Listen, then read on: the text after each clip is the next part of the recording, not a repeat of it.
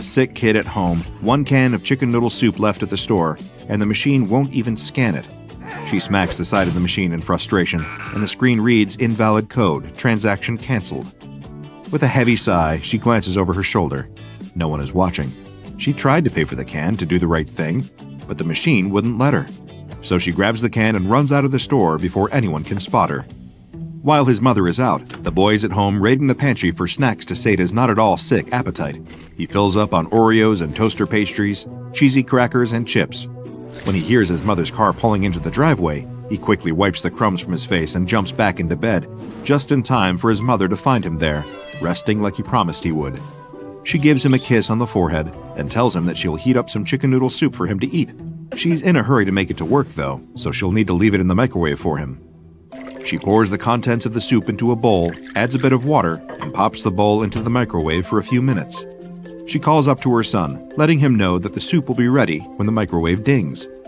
Then she rushes out the door and heads to work for the day, confident that her son will be fine through her shift. If he happens to need anything, he can call her and let her know.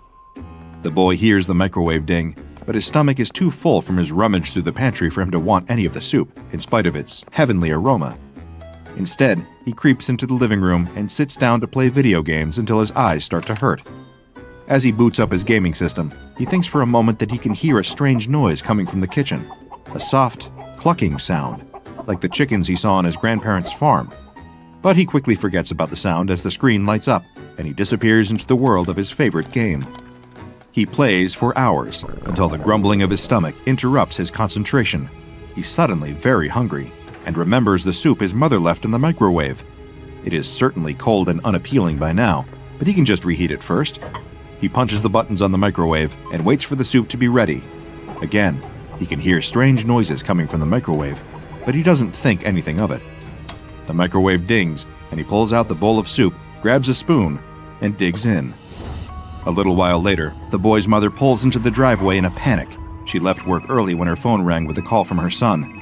She answered, asking what was wrong, but he wouldn't answer her.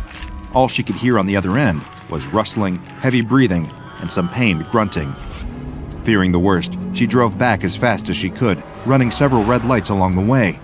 Now she fumbles with her keys as she unlocks the door, terrified of what she will find. She grips her phone in her other hand, thumb hovering over the buttons, ready to dial 911 if the situation calls for it. She pushes the front door open, calling her son's name,